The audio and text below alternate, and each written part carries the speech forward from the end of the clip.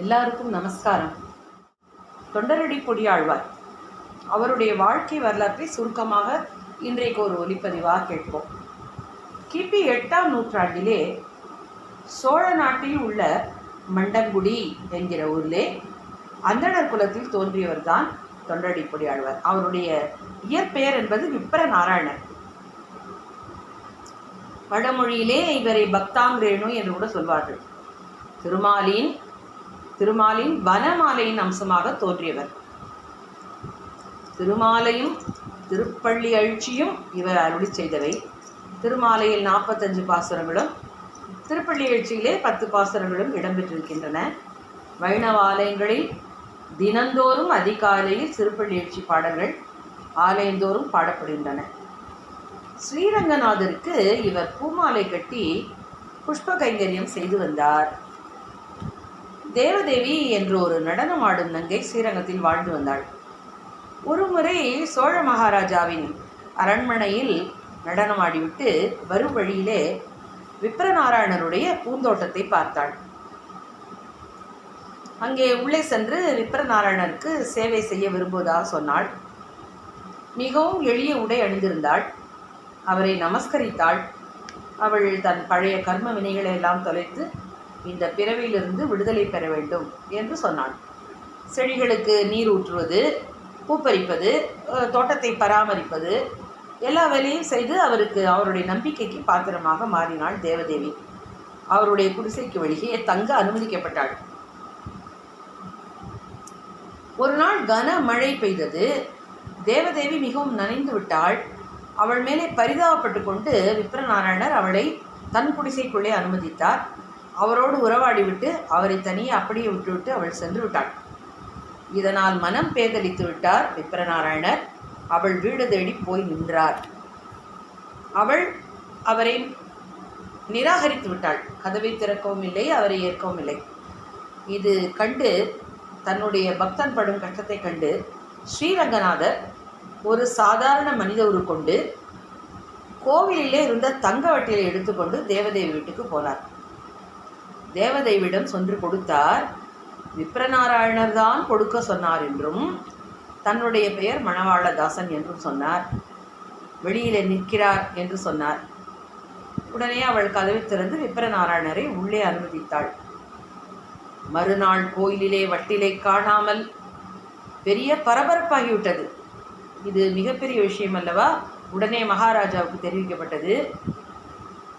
மகாராஜா ஊர் முழுக்க தன்னுடைய ஆட்களை அனுப்பி விசாரணை செய்தார். விசாரணைகளுக்கு பின் வட்டில் தேவதேவி வீட்டில் இருப்பதை கண்டுபிடித்து விட்டார்கள். விப்ரநாராயணரை கைதும் செய்து விட்டார்கள். என்ன செய்வது? அவருக்கு தண்டனை அளிக்க வேண்டும். இந்த சமயத்தில் ஸ்ரீ மகாவிஷ்ணு அரசனுடைய கனவிலே வந்து தான் மணவாளதாசனாக வந்து வட்டிலை தேவதேவி வீட்டில் கொடுத்தேன் என்று சொன்னார்.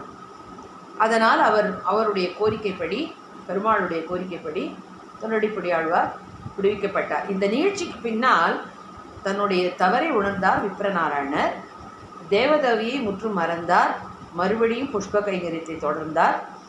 தேவதேவியும் கோவிலிலே துப்புரவு பணி செய்ய ஆரம்பித்தாள். தன்னுடைய தவறை அவள் உணர்ந்து கோவிலிலே துப்புரவு பணியாளராக சேர்ந்தாள்.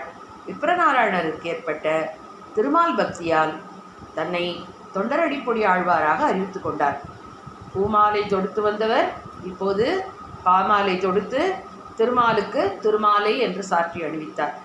திருப்பள்ளி எழுச்சி பாட்டும் பாடினார். அற்புதமான அருளிச்செயல்கள். அரங்கனை தவிர அவர் யாரையும் பாடாதவர்.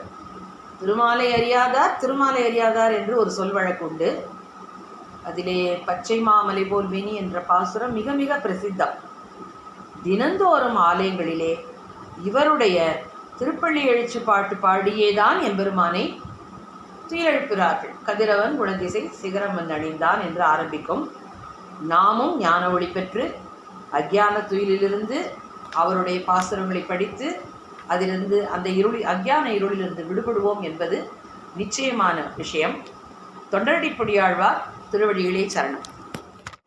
தொண்டரடி பொடியாழ்வார் அருளி செய்த திருப்பள்ளி எழுச்சி பாடல்களை 10 பாடல்களை அர்த்தத்தோடு அனுபவிப்போம். அவரை பற்றிய தனியன்கள் 2 இருக்கின்றன. எப்பொழுதுமே ஆழ்வார்களுடைய பாசுரத்தை அனுசந்திக்கும் பொழுது அவர்களை புகழ்ந்து மற்றவர்கள் பாடியிருப்பார்கள். இந்த தனிப்பாடல்களை தனியன்கள் என்று சொல்வோம்.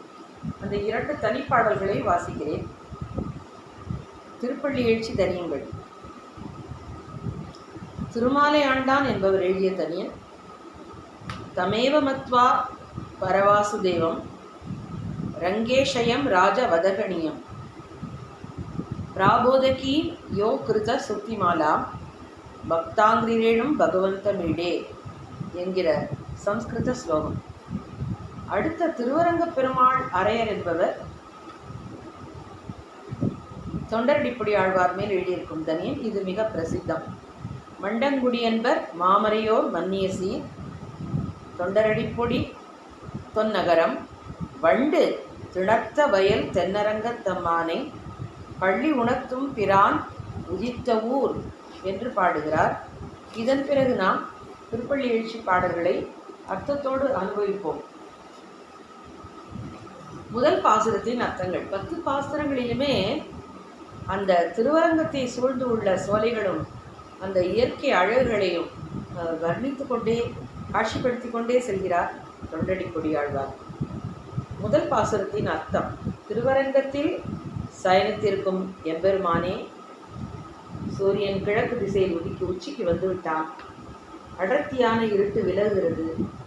காலை நேரத்து பூக்கள் இதழ் விரிக்கின்றன. அவற்றிலிருந்து தேன் சென்றுகிறது. தேவர்கள் வேந்தர்கள் அனைவரும் வந்து தங்களை தரிசிக்க நெருக்குகின்றார்கள். அவர்கள் ஏறி வந்த ஆண் யானைகளும் பெண் யானைகளும் குளிர்கின்றன. முரசு முழங்குவதால் எங்கும் சமுத்திரம் ஆர்ப்பரிப்பது போல் உள்ளது.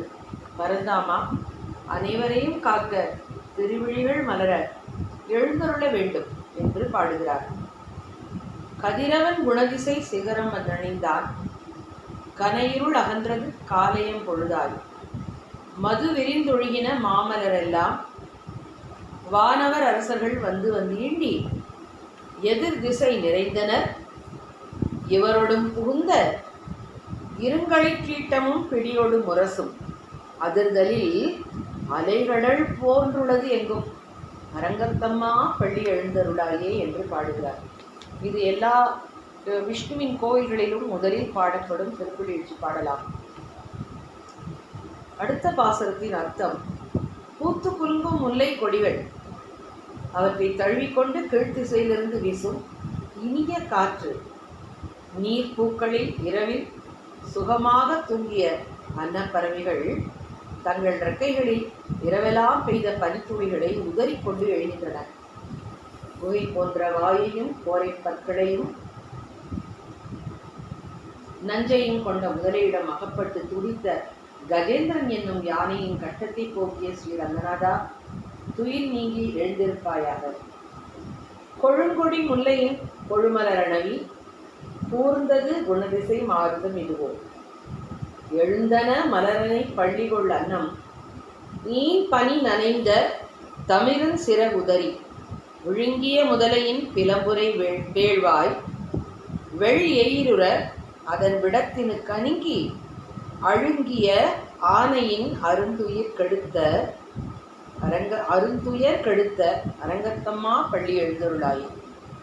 3வது பாசுரம் பார்ப்போம்.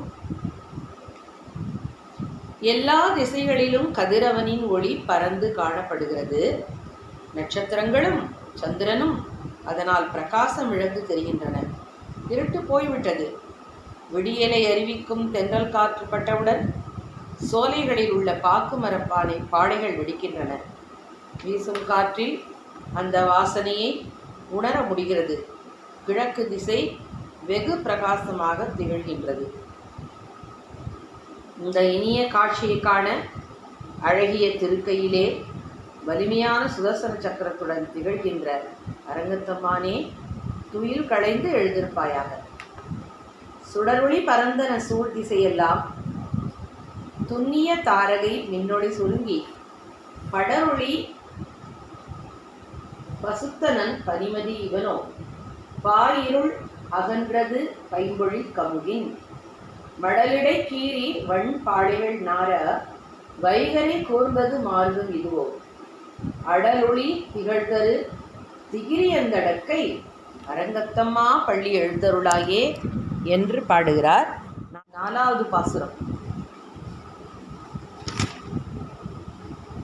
எருமைகளை காலையில் மேய்ச்சலுக்காக ஆயர்கள் கட்டவிழ்த்துவிட்டு புல்லாங்குழல் ஊதிக்கொண்டு அதன் பின்னே செல்ல ஆரம்பித்து விட்டார்கள்.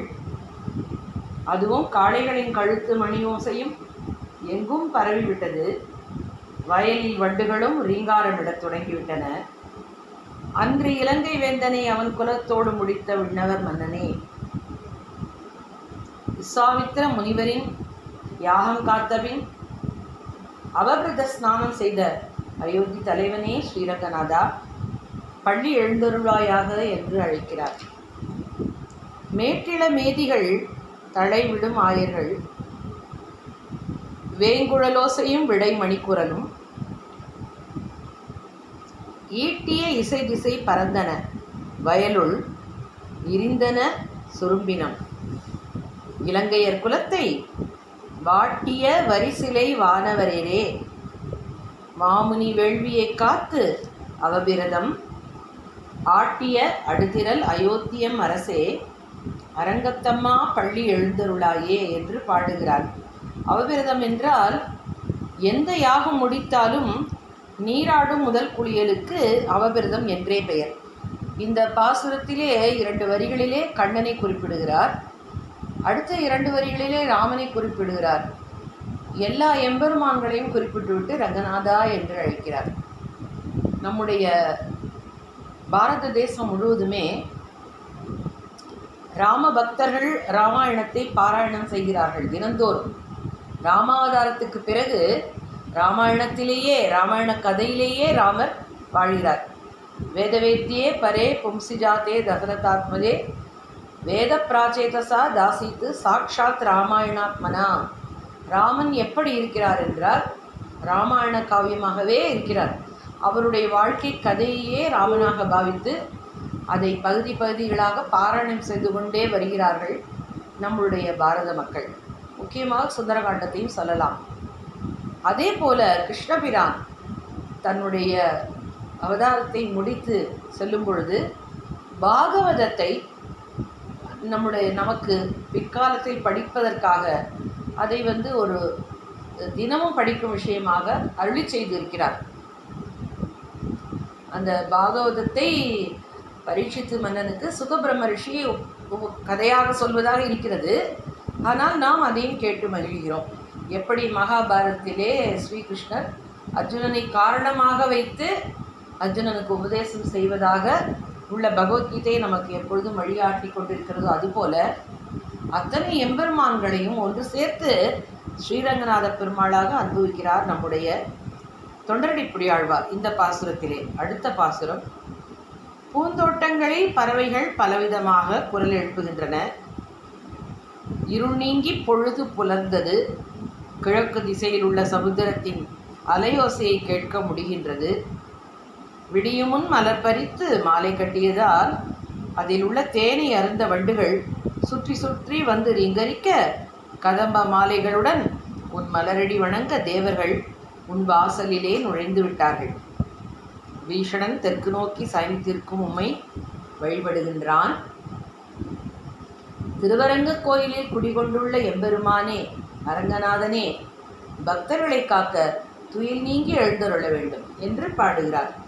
புலம்பின புட்களும் பூம்பொழில்களின் வாய் போயிற்று கங்குல் புகுந்தது புலரி கலந்தது குணதிசை கனை கடலரவம் களிவண்டு மிழற்றிய கலம்பகம் புனைந்த அலங்கலந்தொடையல் கொண்டு அடியினை பணிவான் அமரர்கள் புகுந்தனர் ஆதலில் அம்மா இலங்கையர்கோன் வழிபாடு செய் கோவில் எம்பெருமான் பள்ளி எழுந்தருளாயே என்று பாடுகிறார்.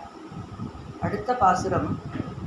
அழகிய பெரிய தேர்களில் வந்திருக்கும் 12 சூரியர்களும் இவர்கள்தாமோ, ரிஷபங்களில் வந்திருக்கும் 11 ருத்ரர்களும் இவர்கள்தாமோ, மயில் வாகனத்திலிருந்து இறங்கும் ஷண்முகர் இவர்தானோ, மருத்துக்களும் அஷ்டவசுக்களும் இப்படி அனைவரும் தேரிலும் குதிரையிலும் வந்திறங்கி பாமாலையும் நர்த்தனமுமாய் ஒருவரை ஒருவர் நெருக்கி அழுத்திக் கொண்டு உன் கோயிலின் முன் மண்டபத்தில் தரிசனம் காண காத்து கிடக்கிறார்கள். திருவரங்கத்தம்மானே, பள்ளி எழுந்தருள்வாயாக என்று துயில் எழுப்புகிறார். இரவியர் மணி நெடும் தேரொடும் இவரோ, இறையவர் 11 விடையரும் இவரோ, மருவிய மயிலினன் அருமுகன் இவனோ, மறுதரும் வசுக்களும் வந்து வந்தீண்டி புறவியோடு ஆடலும் பாடலும் தேரும், குமரதண்டம் புகுந்து ஈண்டி வெள்ளம் அறுவரை அணைய நின் கோயில் முன் இவரோ, அரங்கத்தம்மா பள்ளி எழுந்தருளாயே என்று பாடுகிறார். இவர் சொல்லும் வரிகளையெல்லாம் நாம் கேட்டு அனுபவிக்கும் போது இந்த துயிலிலிருந்து எழுப்பப்படும் எம்பெருமான் அரங்கத்தம்மான் அதை ஆழ்ந்த நம்பிக்கையோடு சொல்கிறார்கள். எல்லா திருக்கோயில்களிலும் பள்ளி செல்ல பள்ளியறைக்காக ஒரு பூஜை நடத்துவார்கள். அர்த்தஜாம பூஜை என்று கூட சொல்வார்கள். அந்த கதவை அடைக்கும் பொழுது அந்த எம்பெருமானை துயிலுக்காக அனுப்பிவிட்டு ஆலயத்தை போட்டிவிட்டு செல்லும் பொழுதெல்லாம் அத்தனை எம்பெருமான்களும் வந்து இங்கே ஸ்ரீரங்கநாத பெருமாளிடம் ஐக்கியமாகி இங்கேயே துயில் கொண்டு பின்பு காலையிலே சுப்பிரபாதத்துக்கு பிறகு அவரவர்களுடைய ஆலயத்துக்கு அங்கே எழுந்தருளி செல்கிறார்கள் என்று ஒரு நம்பிக்கை இருக்கிறது. 7வது பாசுரம். விண்ணிலுள்ள 33 தேவர்கள் கூட்டம் இதுதானோ, கடுந்தவம் புரிந்த சனகாதியரும் சப்தரிஷிகளும் இவர்கள்தானோ, அஸ்வினி தேவர்கள் இவர்களாயிருக்குமோ, இல்லை மருத்து கணங்களும். ஐராவதம் என்கிற வெள்ளை யானையில் வந்து இறங்குபவன்தான் தேவேந்திரனோ, அழகிலும் இசையிலும் வல்ல கந்தர்வர்களும் வித்யாதரர்களும் இடித்து கொண்டு முன்னே போக முற்பட யட்சர்கள் மூச்சையிற்று சாகின்றார்கள். வானிலும் பூமியிலும் இனி இடமே கிடையாது. ரங்கநாதா, ஸ்ரீரங்கநாதா, உன் பாத கமலங்களை பற்றும் பக்தர்களுக்கு வாய்ப்பினை கொடுக்க திருவிழிகளை மலர்ந்தருள வேண்டும் என்கிறார். அந்தரத்தமரர்கள் கூட்டங்கள் இவையோ, அருந்தவ முனிவரும் மருகரும் இவரோ, இந்திரனானையும் தானும் வந்திலனோ, எம்பெருமான் உன் கோயிலின் வாசல் சுந்தரர் நெருக்க விச்சாதரர் தூக்க நூக்க இயக்கரும் மயங்கினர் திருவடி தொழ்வான், அந்தரம்பாரிடமில்லை மற்றிதுவோ, அரங்கத்தம்மா பள்ளி எழுந்தருளாயே என்று பாடுகிறார். 8வது பாசுரம். ஸ்ரீரங்கநாதா, தேவர்கள் நீ கண்மலரும் நேரம் மங்கள சகுனத்திற்காக சங்க பதுமநிதிகள் காமதேனு அருகம்புல்லோடு வந்திருக்கிறார்கள். அழகிய கண்ணாடி போன்ற மங்கள உபகரணங்களோடு ரிஷிகளும் இசைக்காக தும்புருவும் நாரதரும் வந்திருக்கின்றனர். இக்காட்சியை காண ஆதவன் வானவீதியில் முன்னேறுகின்றான். ஆகாயத்திலிருந்து இருள் அகன்றுவிட்டது. மன வெளிச்சத்திற்கு நீ கண்விழித்து அருள் பாலிக்க வேண்டும். வம்பவிழ் வானவர் வாயுரை வழங்க மாநிதி கபிலை ஒன் கண்ணாடி முதலா எம்பெருமான் படி மக்களாம் காண்டற்கு ஏற்பன ஆயின கொண்டு நன்முனிவர் தும்புரு நாரதர் புகுந்தனர் இவரோ, தோன்றினன் இரவியம் துலங்கொளி பரப்பி அம்பர தலத்தினின்று அகல்கின்றது இருள் போய், அரங்கத்தம்மா பள்ளி எழுந்தருளாயே என்கிறார். 9வது பாசுரம். குற்றமில்லாத சிறுபறை, தாளம், ஜால்ரா, மத்தளம், யாழ், குழல், முழவம், பெருவாயன் என்னும் இசைக்கருவி ஆகிய எல்லா திக்குகளிலும் தேனிசை பாடியபடி கிண்ணறர்கள், கருடர்கள், கந்தர்வர்கள் இசைக்கின்றனர். இரவெல்லாம் தவம் செய்த ரிஷிகள், அமரர்கள், சாரணர்கள், யட்சர், சித்தர் ஆகியோர் உன்னை நினைத்து மயங்கி திருவடிகளை தொழ காத்திருக்கின்றார்கள். ஆகையால் இவர்களுக்கு முகம் காட்டவாவது ஸ்ரீரங்கத்து பெருமானே பள்ளி எழுந்தருள்வாய். ஏதமில் தன்னுமை எக்கம் மத்தளி யாழ் குழல் முழவமோடு இசை திசை கெழுமி கீதங்கள் பாடினர் கிண்ணறர் கருடர்கள், கந்தர்வர் அவரவர் கங்குருள் எல்லாம் மாதவர் வானவர் சாரணர் இயக்க சித்தரும் மயங்கினர் திருவடி தொழுவான் ஆதலில் அவர்க்கு நாளோலக்கமருள அரங்கத்தம்மா பள்ளி எழுந்தருளாயே. நிறைவான பாசுரம். 10வது பாசுரம். தடாகங்களிலே மலர்ந்து தாமரை மலர்கள் மணம் வீசுகின்றன. கடலின் மேற்பரப்பில் கதிரவன் தோன்றியிருக்கிறான். காவேரி சூழ்ந்த ஸ்ரீரங்கத்தில் பள்ளி கொண்டிருக்கும் எம்பெருமானே, அழகிய இடையை உடைய நங்கையர் காவிரியில் நீராடி தம் கரிய கூந்தலை பிழிந்து உதறி ஆடை உடுத்தி கரையேறுகின்றார்கள்.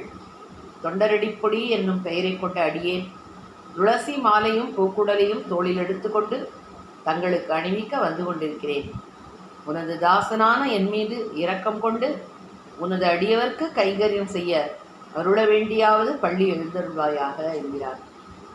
கடிமலர் கமலங்கள் மலர்ந்தன இவையோ, கதிரவன் கனிகடல் முளைத்தனன் இவனோ, துடியிடையார் கரிகுழல் பிழிந்துதறி துயிரிடும் தேரினர் சூழ்புனல் அரங்கா, தொடையத்த துளவமும் கூடையும் பொலிந்து தோன்றிய தோள் தொண்டரடிப்பொடி என்னும் அடியனை அழியனென்றருளி உன் அடியார்க்கு ஆட்படுத்தாய் பள்ளி எழுந்தருளாயே என்று சொல்லி முடிக்கிறார்.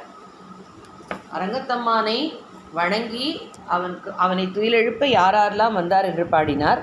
நிறைவான பாசுரத்தில் நானும் பூக்குடலையில் துளசி மாலையை தொடுத்து எடுத்துக்கொண்டு உன் ஆலயத்துக்கு வந்து கொண்டிருக்கிறேன் இறைவா என்று பாடி முடிக்கிறார். தொண்டரடிப்பொடியாழ்வார் அருளி செய்துள்ள திருமாலை என்ற பாசுர கோவையிலே 45 பாசுரங்கள் இருக்கின்றன.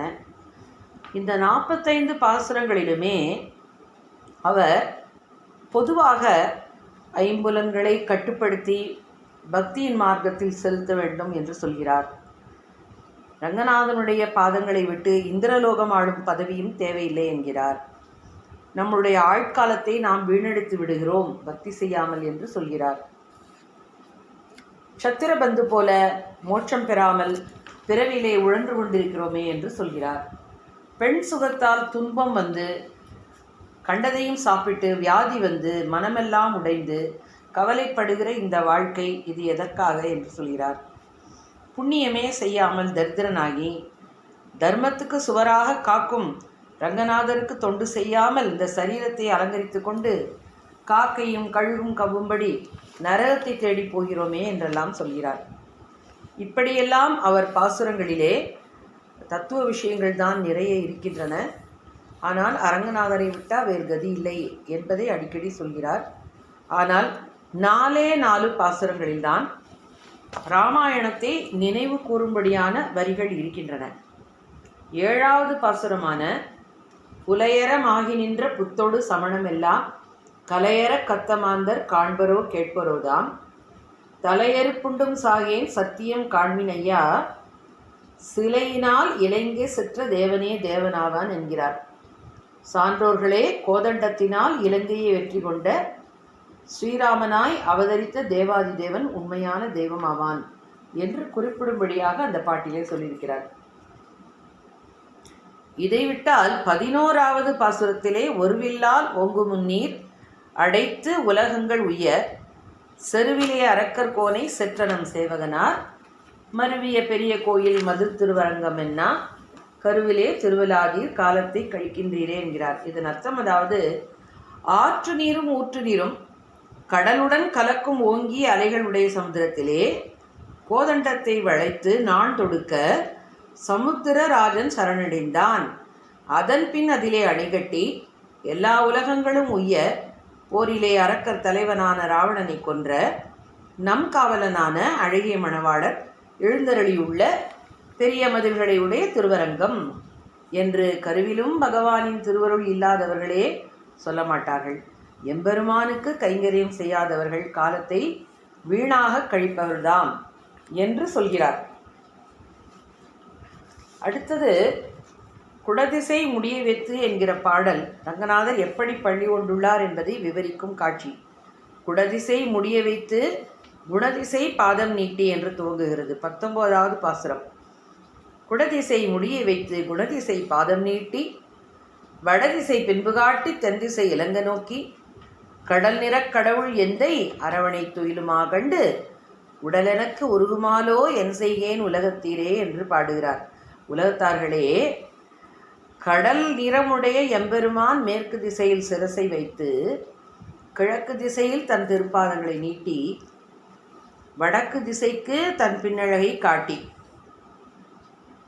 தென் திசையில் உள்ள இலங்கையை நோக்கி முகத்தை வைத்து ஆதிசேஷன் மீது பள்ளி கொண்டிருக்கும் அழகை கண்டு என் தேகம் உருகின்றதே என் செய்வேன் என்று பாடுகிறார். இது 19வது பாசுரம். 27வது பாசுரம் குரங்குகள் என்று ஆரம்பிக்கிறது. குரங்குகள் மலையை நோக்க குளித்து தாம் புரண்டிட்டோடி தரங்க நீர் அடைக்கலுற்ற சலமிலா அணிலும் போலேன் மரங்கள் போல் வலிய நெஞ்ச வஞ்சனேன் நெஞ்சு தன்னால் அரங்கனார்க்கு ஆட்சியாதே அழியத்தேன் அயர்க்கின்றேனே என்று பாடுகிறார். வானர வீரர்கள் மலையை தள்ளி கொண்டு வர கபடமற்ற அணில்கள் கடல் நீரிலே குளித்து மணலில் புரண்டோடி அலைகள் பொங்கும் சமுத்திரத்தை மணல் கொண்டு தூக்க நான் உனக்கு இப்படி எதுவுமே செய்யவில்லையே. மரங்களைப் போல் கடிய நெஞ்சு உடையவனாய் வஞ்சக எண்ணங்கள் கொண்டவனாய் இருக்கின்றேன். ஸ்ரீரங்கநாதருக்கு தொண்டு செய்யாமல் மனத்திலும் அவரை இருத்தி கொள்ளாமல் இப்படி அர்த்தமற்றவனாகவே வாழ்கின்றேனே என்று தன்னைத்தானே நொந்து கொண்டு பாடுகிறார். நம்மை போன்ற எளிய ஜீவாத்மாக்கள் நாம் எப்படியெல்லாம் இழிவான வாழ்க்கை வாழ்கிறோம், இறைவனுடைய பக்தி மார்க்கத்தில் மனதை செலுத்தாமல் இருக்கிறோம் என்பதையெல்லாம் அவர் எடுத்துரைக்கிறார். அதே சமயம் தன்னை மிகவும் தாழ்த்தி கொண்டு எனக்கினி கதியன் சொல்லாய் என்று கேட்பார். எம்பெருமானே, மனத்தில் ஒரு தூய்மை இல்லை, வாயிலோ ஒரு இன்சொல் இல்லை என்ற பாடல் 30வது பாடல். சினத்தினால் சிற்றம் நோக்கி தீவிழி விழிவன் வாழா புனத்துழாய் மாலையானே பொன்னி சூழ் திருவரங்கா எனக்கினி கதியன் சொல்லாய் என்னை ஆளுடைய கோவே என்று கேட்கிறார். துளசி மாலை அணிந்தவனே ரங்கநாதா, காவிரி சூழ்ந்திருக்கும் திருவரங்கத்தில் பள்ளி கொண்டிருப்பவனே, என்னை ஆளும் தலைவா, என் உள்ளத்தில் காமக்ரோத எண்ணங்கள் நிறைந்திருப்பதால் தூய்மையே இல்லை. கோபத்தோடு பார்வையில் பகைமை வெளிப்பட நெருப்பை போல் கொடூரமான சொற்களை சொல்கிறேன். என் வாயிலிருந்து இன்சொல்லே வரமாட்டேன் என்கிறது. இப்படியெல்லாம் இருக்கும் நான் உன்னை சரணடைந்திருக்கிறேன். இனி எனக்கு என்ன கதி என்பதை நீதான் சொல்ல வேண்டும் என்று பாடுகிறார். இந்த பாடல்களே ரங்கநாதனுடைய நினைவும் அனன்ய பக்தியும் நாம் எப்படி எளிமையாக வாழ வேண்டும் என்பதையும் இந்த 45 பாடல்களிலும் மிகவும் சிறப்பாக சொல்லி அருளியிருக்கிறார். ஒரு 4 பாசுரங்களில் தான் ராமாவதாரத்தை கோடிட்டு காண்பிக்கிறார். தொண்டரடிப்பொடி ஆழ்வார் திருவடிகளே சரணம்.